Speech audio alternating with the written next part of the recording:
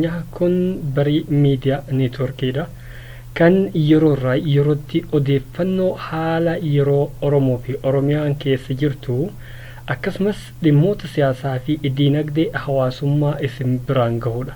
Anis Abdul Hakim Ahmad har ammoo dhimmoota olola qabsoo bilisummaa Oromoo keessatti gaggeeffamaa jiru isin biraan gahaa akka na hordoftan kabajaadhaan isin gaafadha.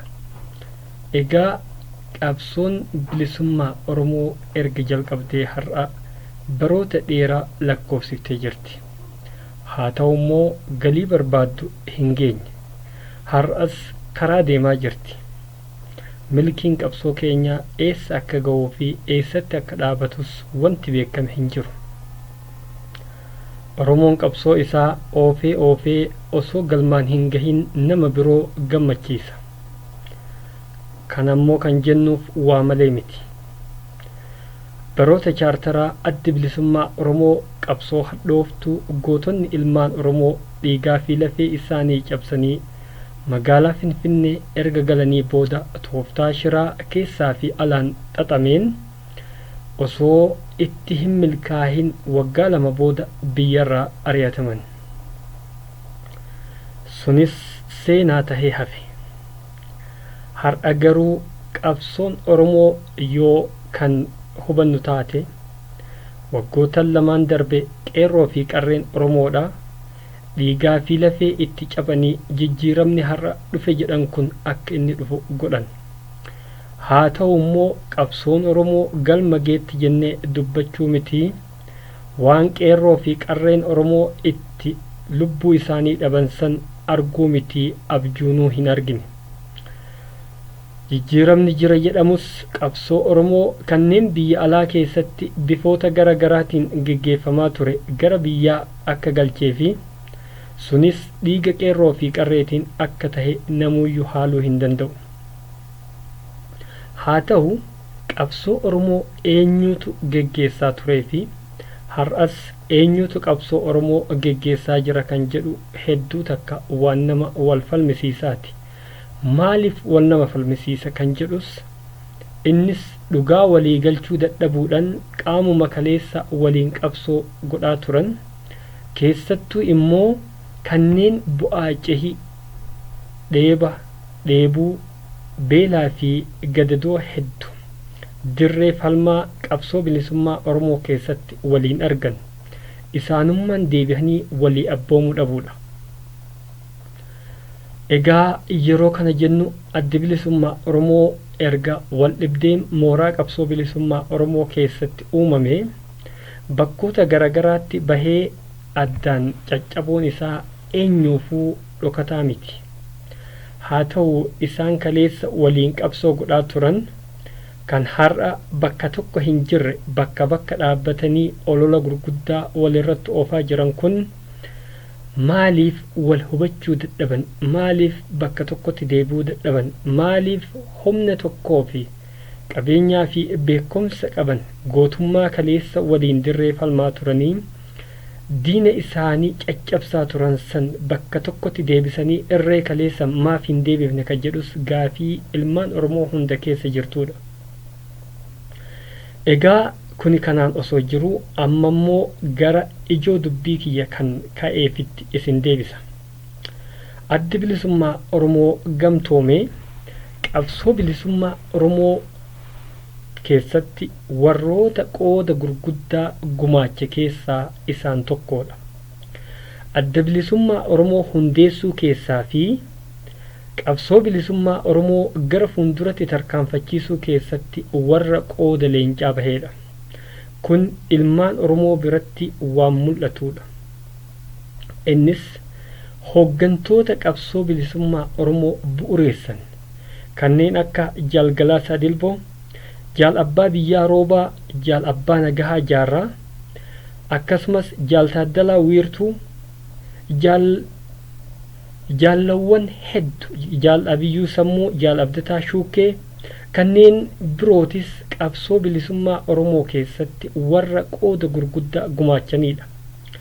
Egaa warroonni mooraa qabsoo bilisummaa Oromoo tin'isuuf milkeessuuf qabsoon tun gara fuulduratti tarkaanfachiisuuf adda bilisummaa Oromootti makamnee qabsoo tana galmaan geenya jedhee warri immoo of wareege mooraa diinaa cabsee mooraa qabsoo bilisummaa Oromootti dabalame kanneen akka jeneraal Haayiluu Goonfaatii fi jeneraal Kamaal Galchuuf as jiru. Egaa amma qabsoo Oromoo keessatti ololli adda bilisummaa Oromoo gamtoomee maqaa hin jirre walii kaayuu isaaniif kaayuu adda bilisummaa Oromoo gamtoomee bilisiginnaatti dabalame kan jedhu olola dharaa irra kaamaa jira. Egaa adda bilisummaa Oromoo gamtoomee qofaa miti. Yoo dhugaa walitti himne eenyutu akkas jedha kan jedhutti deebina. Warroota akka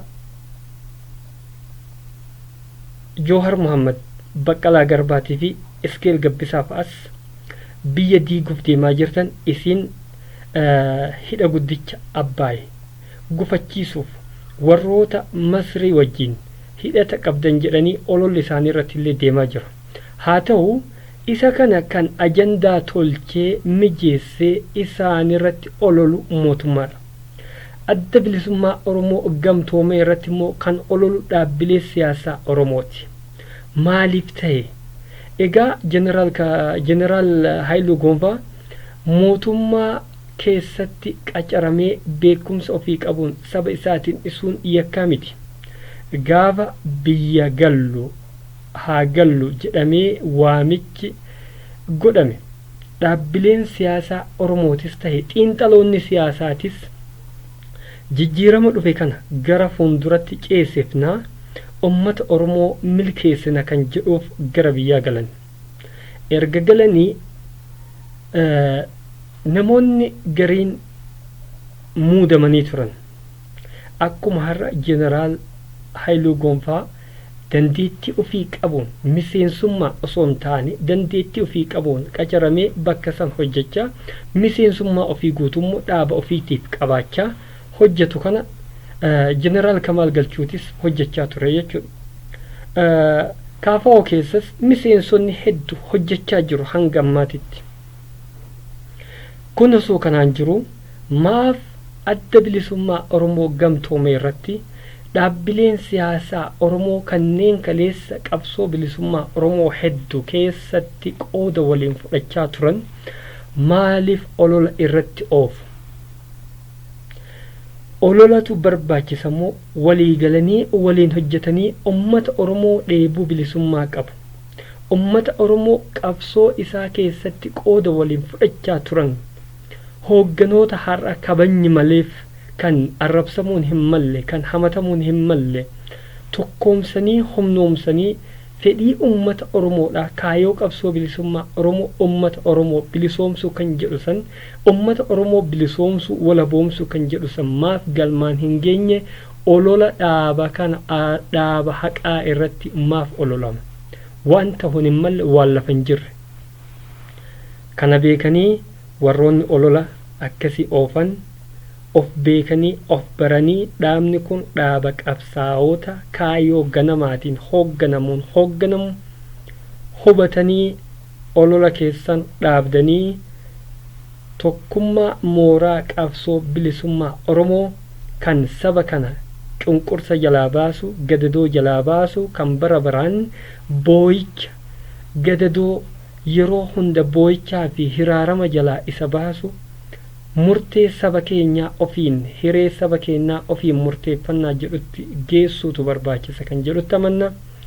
Addi bilisummaa Oromoo gamtoomee dhaaba qabsaa'oota haqaa kaayoo ganamaatiin hoogganamuudha jedha.